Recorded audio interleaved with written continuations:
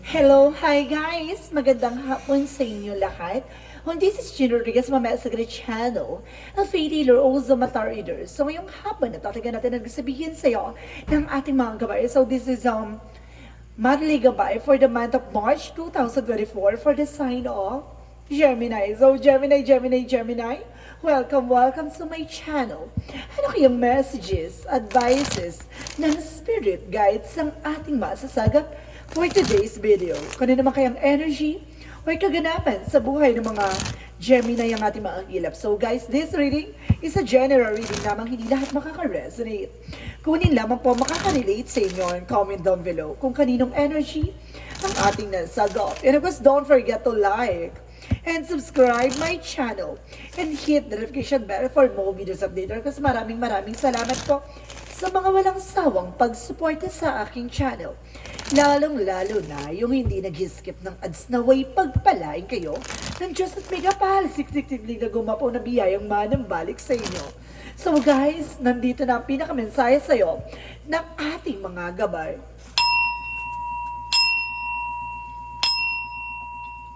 Angel Spirit Messages give me information po for the monthly gabay for the month of March 2024 for the sign of Gemini.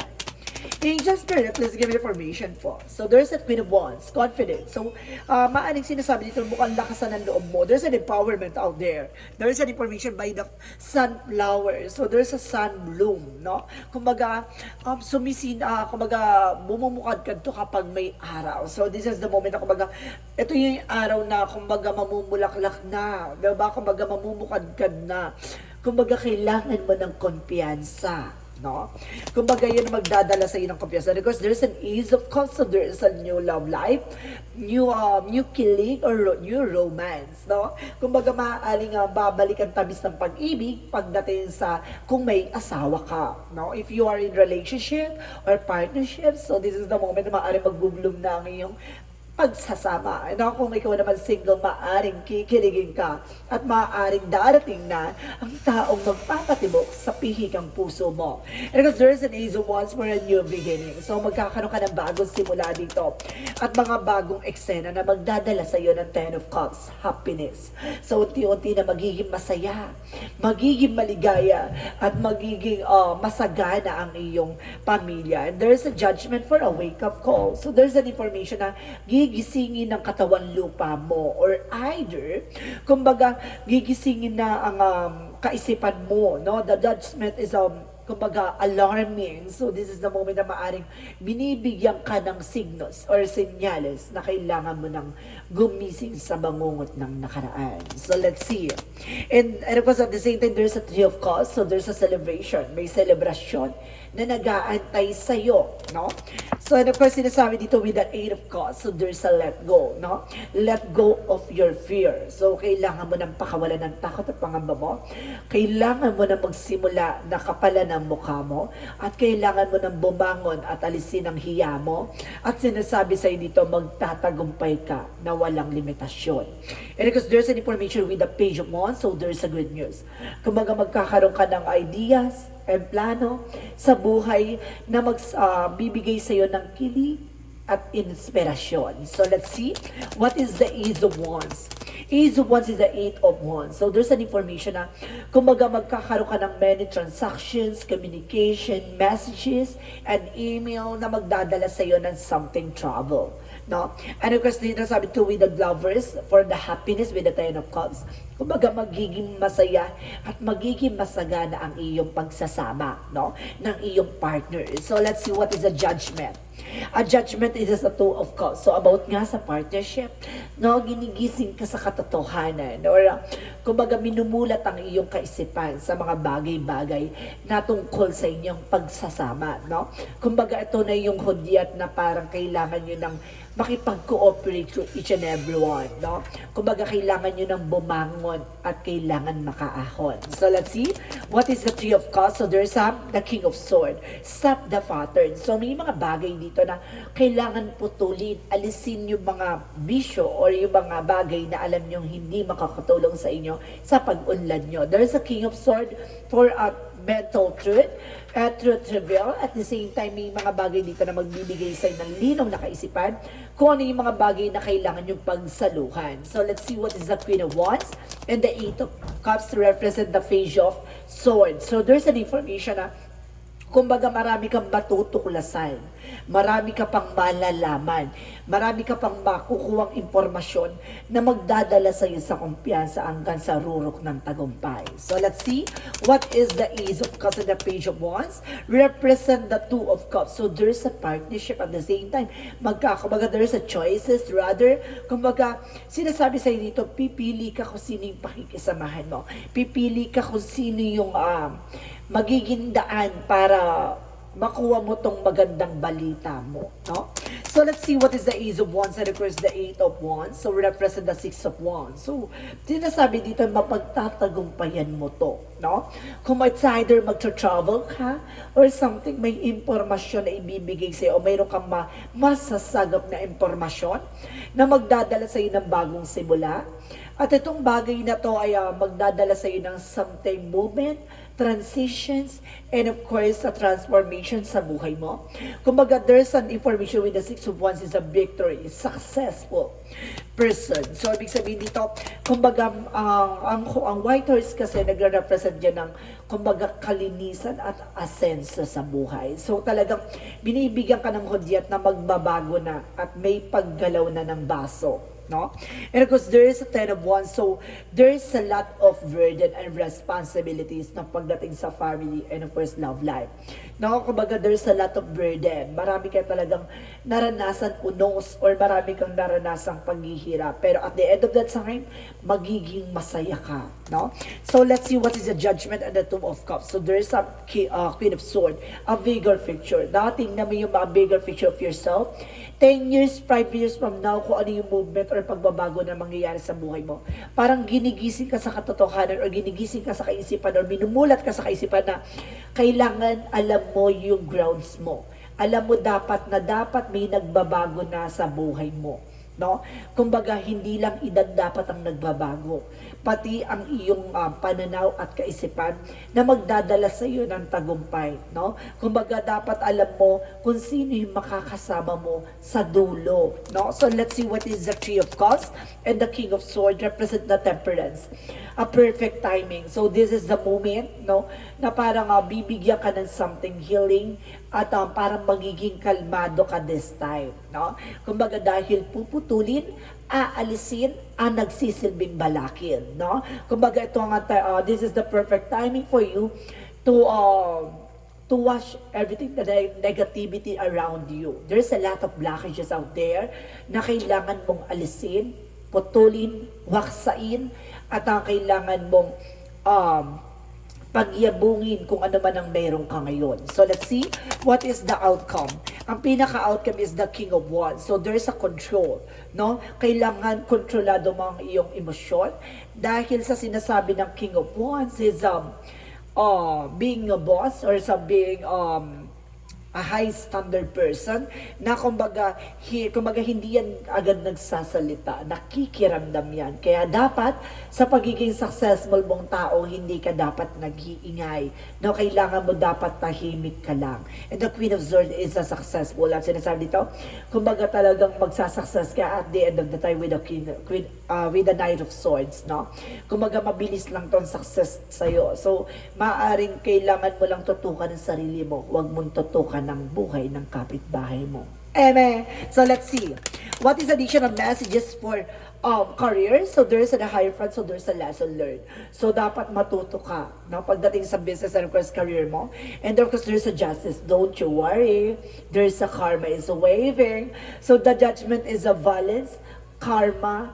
At the same time, there is an information na magdadala sa iyo ng hustisya. And of course, there is a Knight of Pentacles. So at the end of the time, kumbaga makakaranas ka ng something blossoming abundance. So lalago ang iyong negosyo, lalago ang iyong trabaho, madadagdagan na resource of income mo, at maaaring magkaroon ka ng siksik-liglig nag-uumapaw na biyaya ngayon. So let's see. Additional messages for love life. So there's a Seven of Cups. no? Kumbaga, there's an option or there's a lot of confusion.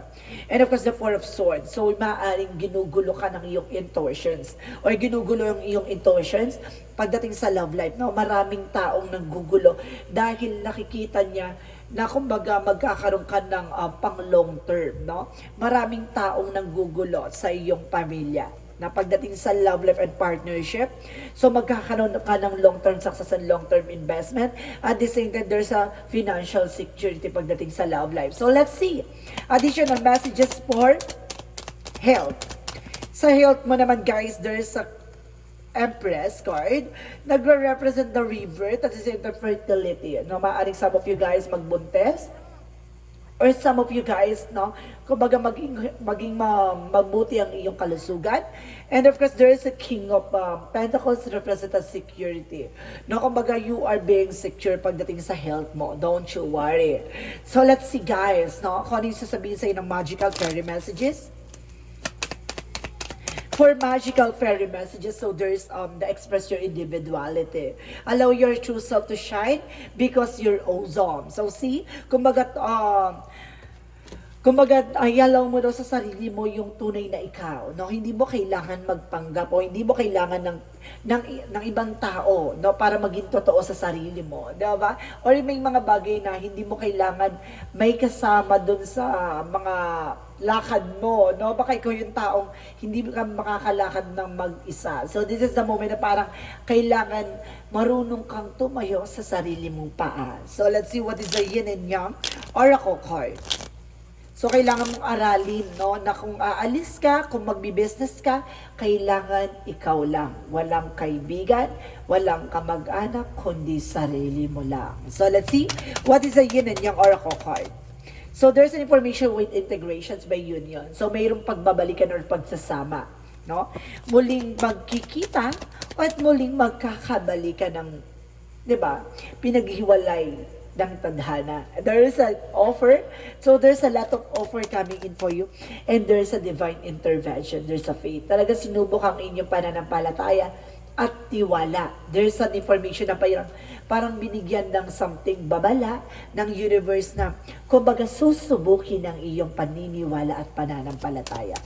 Additional messages. So there is an information with a cycle at change, no? Dito papasok tong pagbabago, no? Unti-unti nang babaguhin ang pananaw mo, babaguhin ang buhay mo, at babaguhin ang mga taong nasa paligid mo. Dahil ang totoong plano ni God, alisin yung mga taong nakakasama at nagiging sanhi, no, ng pagkasira mo. So let's see what is Archangel Raphael. So there's an information with the meditation. So kailangan mong ipagdasal. No, kailangan mong magmuni-muni. Linisin ang iyong kaisipan. And there's a caffeine free. No, umiwas ka sa kape. No? Baka ikaw ay acidic na or sinasabi dito na kailangan mo ng kumalma, no? Masyado ka ng matapang dahil ang kape ay ipaglalaban ka. So there is an information with the prosperity lies ahead. So see, talaga ang kasaganahan talaga ay paparating na. At the same time, you're very close to achieve your goal. Napakalapit mo na para matupad mo yung pangarap mo and have faith in your dream. So see, maniwala at magtiwala sa mga pangarap na gusto mong makamit at makamtan. So let's see what is the chakra messages. And there's a forgiveness. Ang kapatawaran talaga ay magmumula sa iyo. No? Talagang hindi dahil papatawarin mo sila dahil sa sarili nila. Patawarin mo sila dahil sa sarili mo. Na kumbaga palayain mo yung lungkot at galit sa puso mo. Dahil yan ang magiging silbing blockages kaya hindi gumaganda ang takbo ng eksena mo. So there's an acceptancy, pagtanggap na hindi pare-pareho kung ano yung puso at isip ng tao, no?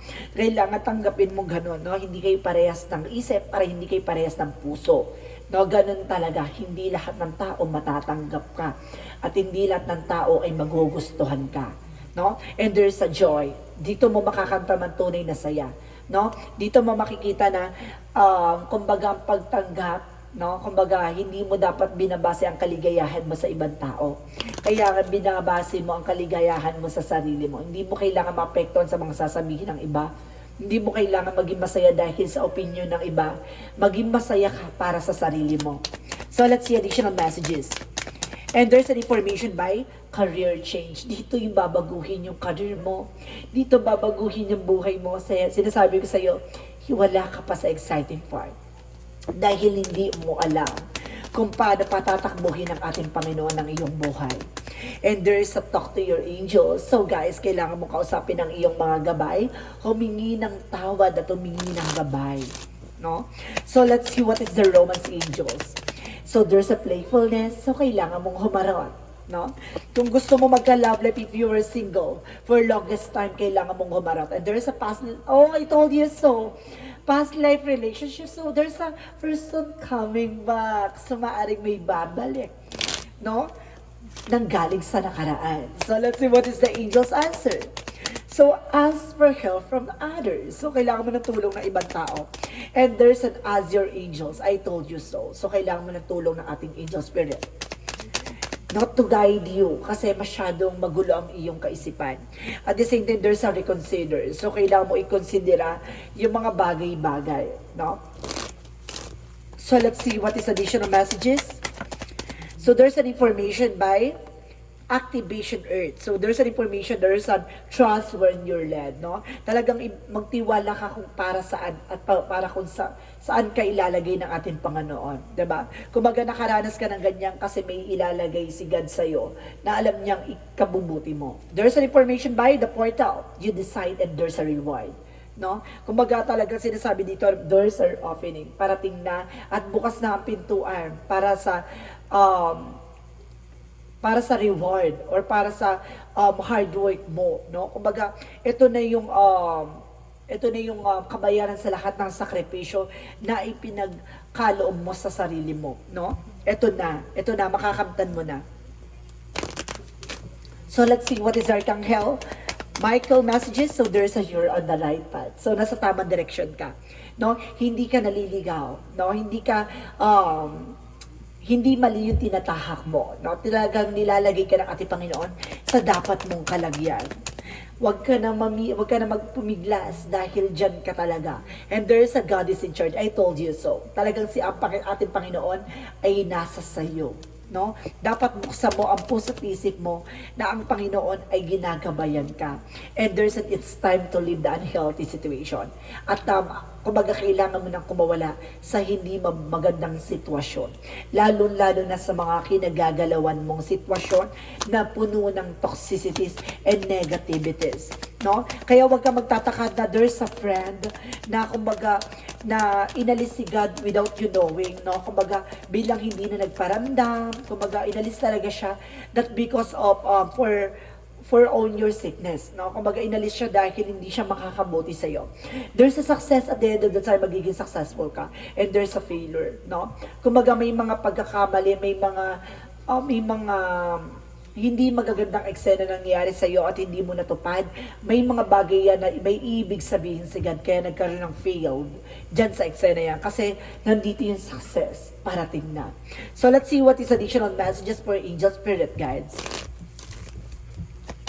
And there is an information by the snakes and release. See, I told you so. So kailangan talagang alisin yung ahas or yung nagsisilbing balakid. No? Akala mo lahat ng kaibigan mo totoo? Nagkakamali ka, no? Kumbaga lahat ng mga tao sa paligid mo, alam mo mapagkakatiwalaan mo? Hindi. Kasi may mga tao diyan na takot malamangan. And there's a reason for the choices, no? Mamimili ka at pipiliin ng ating Panginoon yung para sa'yo talaga. May iwan diyan yung mga taong hindi ka iniwan, no? Nung walang-wala ka. And there's a direction, step by step. So, nakikita mo yan? Nandiyan na yung golden stairs na parating paakyat, no? Na yan ang buka magbubukas ng pintuan parating sa bagong tagumpay, bagong direksyon, bagong buhay. So let's see additional messages for angel spirit, guys. So there's a cornucopia. So ibig sabihin kailangan mo ng fruits and vegetables na makakatulong sa'yo for your own benefit. So there's a patience. So there's a takes time, no? Kailangan mo ng oras at panahon. Hindi yan pwedeng padalas-dalas lang, no? Kailangan na may orasan siyang hawak na magsisilbing panahon at oras na yan na Kumbaga, yan ang gugugulin mo para makuha mo yung mga bagay na para sa'yo. No? May panahon at oras na ipagkakalooban langit sa'yo. Kailangan mo lang kumalma, no? Kumbaga nandiyan ka man sa lugar ng kalugmukan, kumbaga kabiguan, at kahirapan, huwag ka mag-alala. Bibiglaing iaangat ka niya. There is an indecision. Nahihirapan ka mag-desisyon as of now. No? Nahihirapan ka mag-desisyon. And kasi sinasabi dito, fifth chakra, Archangel Gabriel by intuition. Dito natatalas ang iyong kaisipan, ang iyong pananaw. No? Kumbaga bibigyan ka ng kumbaga malinaw na kaalaman dito. No? Para malaman mo yung magiging daan at magiging dahilan at magiging kumbaga pangahawakan mo para matupad mo yung mga pangarap mo. So let's see what is the angel's number. So there's an I am a charismatic. So malakas ang charisma mo. Malakas ang atake mo sa eksena na to. Expressions comes naturally to you. You are very skilled in communicating your thoughts through conversations and creativity pursuits. You are able to get others on board with your idea. No, malakas ka makahatak. Malakas ka kumbaga yung mga taong kakausapin mo, mabilis silang kumbaga, sumang-ayon sa'yo. Kasi there's an information na, kumbaga, napapaliwanag mo, no? Nabibigay mo yung mga bagay na kailangan nilang malaman. So there's an information, guys, na, kumbaga, ito na yung oras para sila naman yung makinig sa'yo. Diba? Kumbaga, nilagay ka dyan ng ating Panginoon kasi diyan ka talaga nababagay, no? Kumbaga, magbigay ng isang halimbawa na lahat ng mga bagay na naranasan mo ay i-apply mo sa mga susunod na henerasyon mo. So let's see what is the messages of life. So there's an attaining peace. So ito na yung makakarap, ito na yung mararanasan mo. Ang kapayapaan sa puso, sa salita, at sa gawa. Today, I turn within to find the source of experiences. There, I find the peace that comes from seeking truth. I understand that the riches I discover within myself have a greater value that all that wealth of the outside world. Step by step, I continue my spiritual gas. Little by little, I free myself, rising ever higher and attaining true inner peace. So see, kumbaga makukuha mo ang kapayapaan. No? Kumbaga dahil sa mga kaguluhang naranasan mo, mas pinipili mong manahimik kaysa pumatol. No? Kumbaga diyan mo makukuha yung kahulugan talaga ng kaligayahan, no? Diyan mo na marirealize lahat ng mga bagay-bagay na sa mga simpleng gawa ay mapasasalamatan mo na. So guys, this is a monthly gabay for the month of March 2024 for the sign of Gemini. So Gemini, maraming salamat for this wonderful reading. So once again, this reading is a general reading lamang, hindi lahat makaka-resonate. Kunin lamang po makaka-relate sa inyo and comment down below kung kaninong energy ang ating nasagot. Maraming salamat guys and see you in the next video. Bye-bye and babush!